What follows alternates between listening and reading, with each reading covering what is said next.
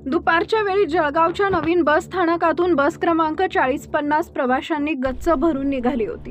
चाळीसगाव पारोळा मार्गावर धावणाऱ्या या बसमध्ये पाय ठेवायलाही जागा नव्हती। उन्हाचा तडाखा आणि गर्दीमुळे बसमध्ये प्रचंड घुसमट होत होती।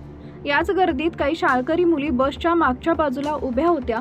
आव्हाने फाट्यावरून विजय नावाचे एक तरुण त्यांच्या 2 मित्रांसह बसमध्ये चढला। गर्दीचा फायदा घेत हे तिघेही मुलींच्या जवळ गेले आणि मुद्दाम त्यांना धक्का मारू लागले। काही वेळातच त्यांचं धाडस वाढले। मुलीकडे पाहून विचित्र हसू लागले आणि दबक्या आवाजात अश्लील कमेंट्स करू लागले। मुली कमालीच्या घाबरल्या आणि स्वतःला वाचवण्यासाठी बाजूला सरकण्याचा प्रयत्न करू लागल्या, पण गर्दीमुळे त्यांना हलायलाही जागा नव्हती। मुलींच्या चेहऱ्यावर स्पष्ट भीती दिसत होती। अखेर एका मुलीनं धीर एकवटला आणि ती गर्दीतून कशीबशी वाट काढत बसचे वाहक कंडक्टर पाटील यांच्या जवळ पोहोचली। तिनं रडत रडत सर्व प्रकार सांगितला। मुलीची तक्रार ऐकताच वाहक पाटील यांचा संताप अनावर झाला।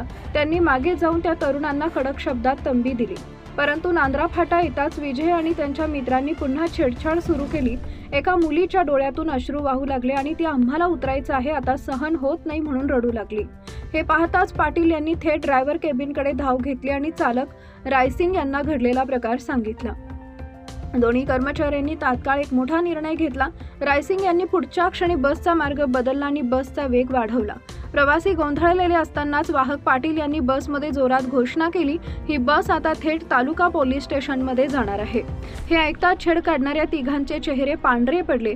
काही वेळापूर्वी उद्धटपणे बोलणारा विजय आता पाटील यांच्या समोर हात जोडून माफी मागू लागला, पण पाटील आपल्या निर्णयावर ठाम राहिले।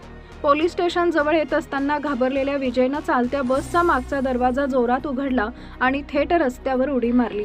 वेगात असल्यामुळे तो रस्त्यावर आपटला आणि जखमा झाल्या, तरीही पोलिसांच्या भीतीनं तो जखमी अवस्थेतच पळून गेला। मात्र त्याच्या इतर 2 मित्रांना प्रवाशांनी घट्ट पकडून ठेवलं। बस थेट पोलीस स्टेशनच्या आवारात पोहोचली।